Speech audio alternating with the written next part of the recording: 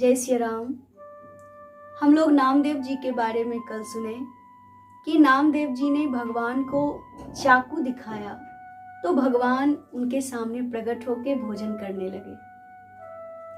यहाँ भगवान ने दुनिया को बताया कि मैं अपने परम भक्तों के अधीन हूँ। किस प्रकार से अधीन हूँ, इस पर एक सुंदर दृष्टांत हम लोग सुनते हैं। एक बार समर्थ स्वामी रामदास जी महाराज के आश्रम में एक आदमी आया जिसका नाम था रामा भगत। समर्थ स्वामी रामदास जी छत्रपति श्री शिवाजी के गुरुजी थे, बहुत समर्थ थे और संत कहते हैं कि वो हनुमान जी के अवतार थे। तो रामा भगत उनके यहाँ आया क्योंकि रामा भगत के घर वालों ने उसे भगा दिया था।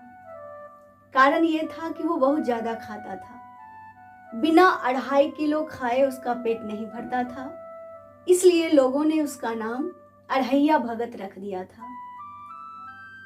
रामदास जी के आश्रम में आया, कहा महाराज जी मुझे कोई सेवा बताइए।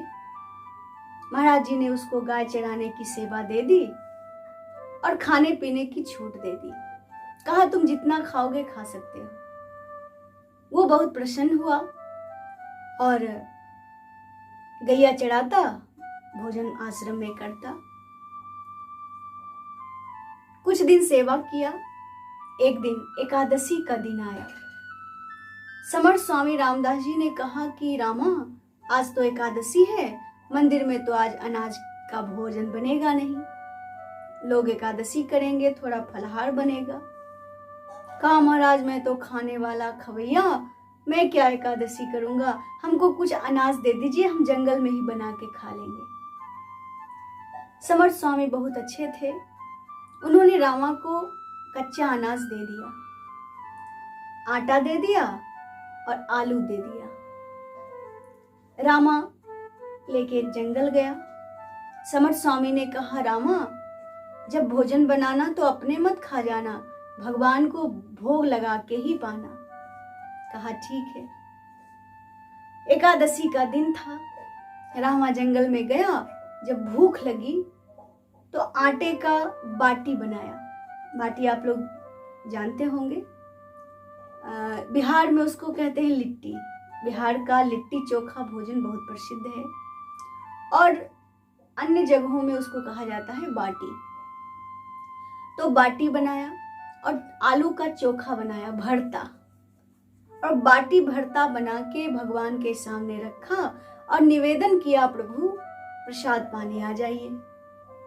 भगवान भी एकादशी के दिन सोचे कि सब भगत तो एकादशी ही करेंगे, ये खिलाने वाला है तो क्यों ना आ जाए। उसी समय भगवान श्री रामचंद्र रामा के सामने प्रकट हो गए। बोले श्री रामचंद्र भगवान की जय। रामा भक्त ने सोचा कि वाह भगवान कितने अच्छे हैं, इतना जल्दी बुलाया और तुरंत आ गए। सो रामा ने भगवान के सामने भोजन रखा। भगवान बाटी और भरता खाए, आधा रामा के लिए छोड़ दिए। रामा भी सोचा कि भगवान इतना आसानी से आ जाते हैं। भगवान का प्रसाद खाया, भगवान चले गए। लेकिन रामा भगत को एक चिंता हो गई। भगवान के दर्शन से तो बहुत प्रसन्न हुआ, लेकिन आज भोजन आधा ही खाने के लिए मिला, इसका उसे दुख हो गया। सो अगले बार जब एकादशी का दिन आया तो उसने समर्थ स्वामी रामदास जी से कहा कि महाराज जी अब जंगल में खाने वाले लोग 2 हैं, इसलिए आप 2 दुगना अनाज दीजिए। 2.5 किलो हम खाएंगे, 2.5 किलो ठाकुर जी खाएंगे। समर्थ स्वामी हंसने लगे। वो समर्थ थे, सोचे कि हो सकता है भगवान कब किसे मिल जाए, किसके सिधाई से प्रसन्न हो जाए, क्योंकि संतों ने कहा है न जाने कौन से गुण पे कृपा निधि रीझ जाते हैं, न जाने कौन से गुण पे कृपा निधि रीझ जाते हैं। कौन से गुण पे भगवान रीझ जाए ये तो वही जाने। रामा के सिधाई से रीझ गए और आ गए। अब समर्थ स्वामी तो महान थे, उन्होंने दे दिया, लेकिन कोठारी भंडारी सोचने लगे कि इसका खुराक बढ़ गया है, इसलिए झूठ में बहाना बनाता है कि भगवान भी खाते हैं। हमारे यहाँ तो कभी भगवान खाने नहीं आए। लेकिन समर्थ स्वामी जी उसको दुगना दिए। अब जंगल में जब बाटी और भरता बना तो आज खाने वाले 2 लोग आ गए। भगवान श्री राम भी आए और सीता जी को भी लेके आए। जुगल जोड़ी का दर्शन करके रामा भगत बहुत प्रसन्न हो गए। लेकिन अब ये चिंता हो गई कि अब 2-2 आदमी है तो फिर हमारा भोजन घट गया। अब इस तरह से रोज दिन, हर एकादशी के दिन तीसरे बार हनुमान जी को लेके आए, चौथे बार लक्ष्मण जी को लेके आए, फिर भरत जी को लेके आए। मतलब रोज रोज लोग बढ़ ही रहे थे। संजोग की बात, एक दिन समर्थ स्वामी रामदास जी को कहीं जाना था। सो समर्थ स्वामी जी ने रामा से कहा कि रामा, मैं कहीं जा रहा हूं, तुम मंदिर की देखरेख करना, गाय दूसरे सेवक चढ़ा देंगे। कहा ठीक है। कहा तुम पूजा करना, भगवान का पुजारी बनना, आरती मंगल रोज कर देना, भगवान को भोग लगाना, प्रसाद चढ़ाना। कहा ठीक है गुरुजी। रामा ने भी सोचा कि अच्छा ही है, भगवान को रोज जंगल जाना पड़ता है, अच्छा नहीं लगता, अब यहाँ मंदिर में ही सब काम होगा, आनंद होगा। सो रामदास जी चले गए किसी काम से और रामा भगत अपने सेवा ले लिया। और आश्रम का नियम था, लोग साधु संत भिक्षा करने जाते थे और उसी भिक्षा से जो भोजन बनता था उसी से भोग लगता था, सब पाते थे। तो रामा जंगल में गांव में भिक्षा लेने जाता, फिर मंदिर में आके भोजन बनाता, भोग लगाता, और भगवान को तो रामा का भोजन अच्छा ही लगता। सो साक्षात प्रकट होके मंदिर में प्रभु आने लगे।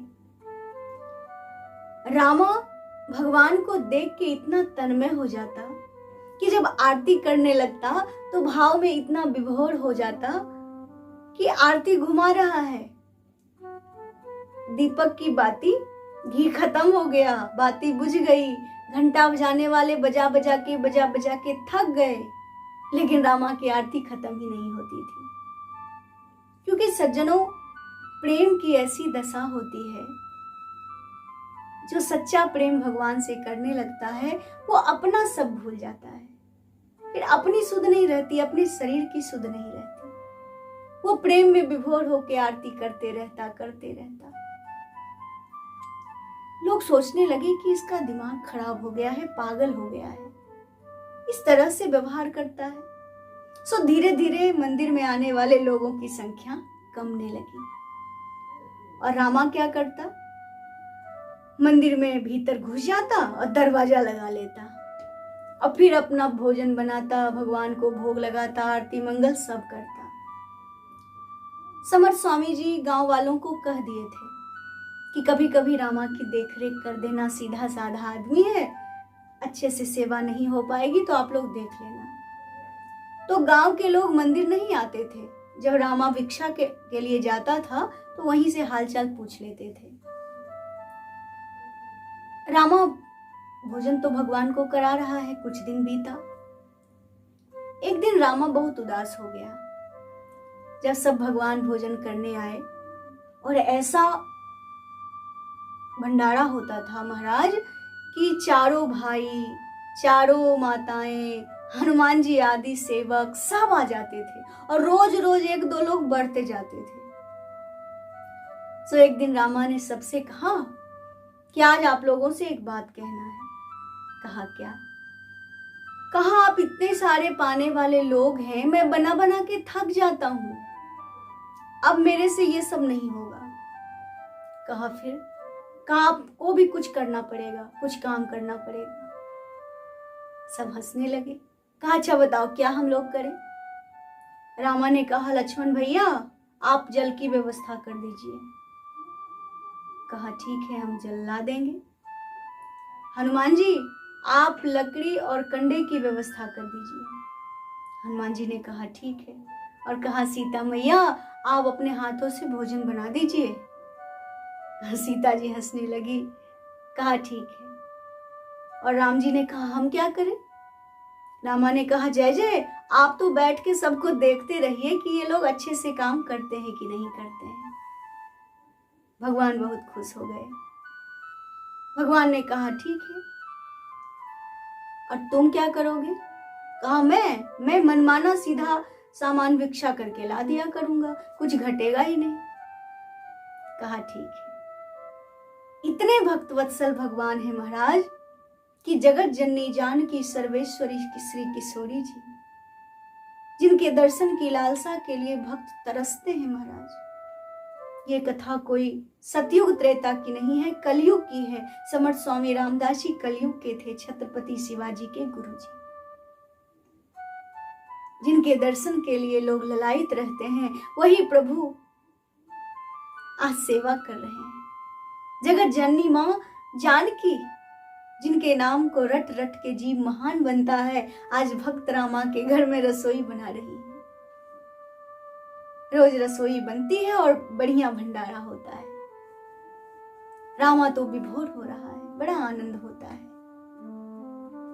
समर्थ स्वामी रामदास जी कुछ दिन के बाद अपना काम करके आए।